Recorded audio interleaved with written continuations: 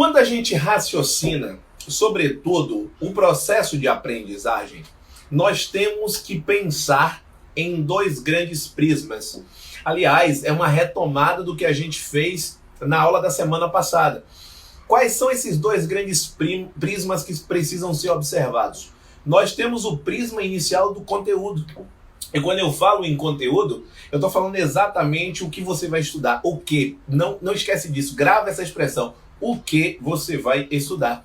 Então, dentro de português, por exemplo, certamente você vai estudar crase, você vai estudar outros aspectos da morfologia, como você vai estudar a parte de acentuação gráfica, você vai efetuar o processo de interpretação de textos, você vai efetuar um cenário relativo à ortografia, você vai analisar pronomes, verbos, enfim, uma infinidade de itens.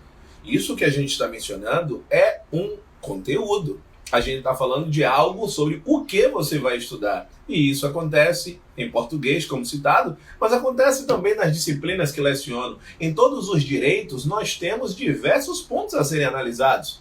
Então, quando a gente pensa em estudar licitações, em estudar a organização da administração pública, princípios administrativos, responsabilidade civil do Estado, atos administrativos, tudo isso está atrelado a conteúdos que serão estudados.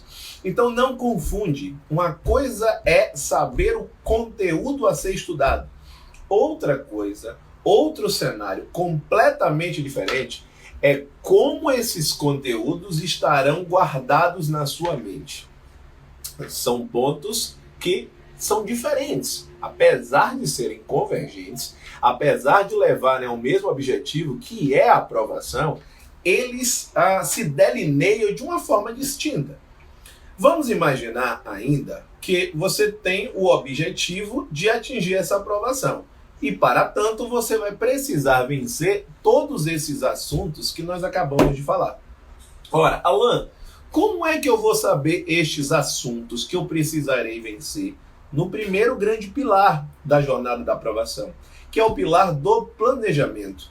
Quando você planeja, e, consequentemente, você consegue enxergar a carreira que você vai se preparar, nós temos que efetuar a distribuição das disciplinas. E a partir do momento que você efetua a distribuição das disciplinas, você já vai ter o primeiro grande norte, na medida em que você já saberá quais são as disciplinas que serão objeto da sua preparação. Esse é o primeiro grande ponto.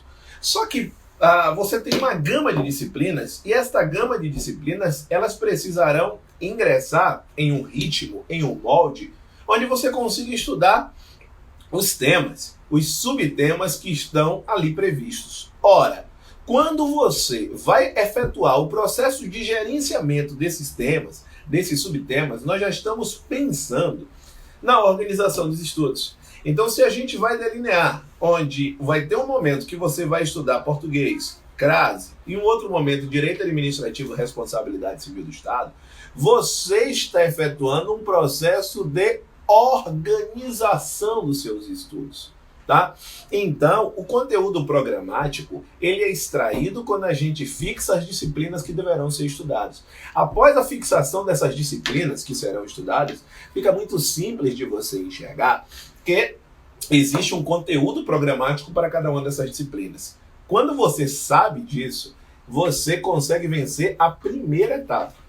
E isso é que tem que estar claro. Para muitos estudantes, isso é o suficiente para alcançar o resultado. E isso não é verdade. Aliás, isso é uma grande falácia. A maior parte dos alunos que seguem esta roteirização fatalmente acabam morrendo na praia. Então, o que é que você precisa enxergar? Como aqueles conteúdos ingressarão na sua seara intelectual para que você consiga produzir resultados. Eu vou repetir. Como você vai estudar aqueles conteúdos para que eles estejam na sua mente e que, consequentemente, você possa produzir resultados satisfatórios com aquele domínio teórico, com a resolução de questões atinentes a estes conteúdos, bem como com o cenário de revisões. Então, estou te dizendo que para você alcançar este sucesso que você tanto almeja, você vai precisar guardar informações. E para você fazer isso, você vai precisar utilizar algum tipo de método.